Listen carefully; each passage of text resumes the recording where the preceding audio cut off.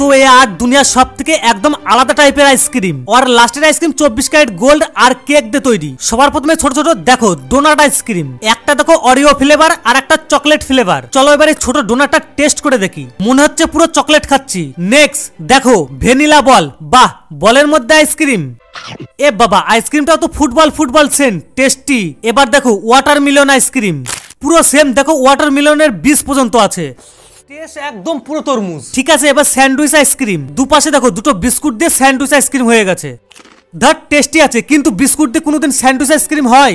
Next push up cotton candy, oh my god এ আবার কি আইসক্রিম, না অতটা টেস্টি না। আর এই আইসক্রিমটার দাম সব থেকে বেশি, পুরো একদম দেখো মনে হচ্ছে 24 ক্যারেট গোল্ড দিয়ে তৈরি। সত্যি দাম তো হবেই, দেখো কেশর আর আমুল বাদাম দিয়ে তৈরি। আর লাস্ট এটা তো আগেরটার থেকেও দাম বেশি। চলো দামি কেক দিয়ে তৈরি আইসক্রিমটা টেস্ট করি, হবে না দাম হিসাবে টেস্টও আছে। আর তোমরা কমেন্টে বলো এই আইসক্রিমটার দাম কত হতে পারে।